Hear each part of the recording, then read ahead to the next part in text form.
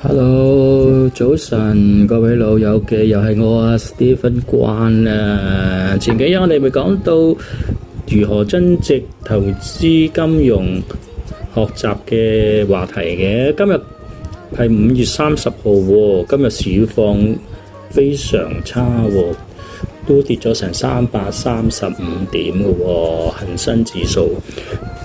琴日已經係喺美股係咁升喎，大家覺唔覺得好奇怪啊？美股升，港股就跌喎，大家都睇得到點解會咁啦？冇嘅，喺打仗期間啊，大家各施各謀啦，美國嗰邊又俾佢搞得掂咯喎，國會又推翻國會嗰個決定咯喎，究竟我哋點樣去面對翻呢？我哋香港一個市民啫喎，普通人點樣去面對呢？其實最緊要樣嘢，健康係好重要嘅。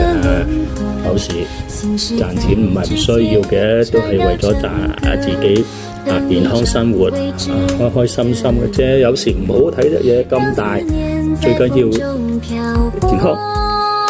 如果有時間嘅，大家去揾下啲資料啦，去參觀下啦。嚟緊有好多嘅大型嘅展覽，大家咪揾埋啲老友去睇下咯，開心下咯。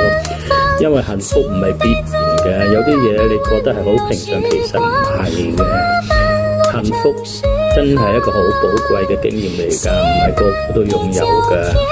如果有時間嘅，自己都可以行得到都冇問題嘅，咁約埋啲朋友飲完茶咪去參觀下啦，保持自己心境開心，千祈唔好諗埋一邊啊，唔好諗住大家出去玩，大家出去做嘢，剩低你一個人喺一企，其實有好多時你咪去揾啲老友記行下山咯，簡單嘅行山喎，唔係真係攀山喎，飲下茶咯，揾人去睇下展覽啦。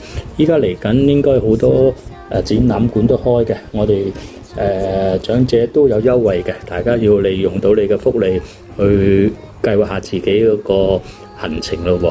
呢樣嘢就係好現實嘅事情呢，你都係要面對噶啦。不如打開個心，享受下我哋喺世界上擁有嘅時間啦，大家唔好太擔心，市況呢會一路好嘅。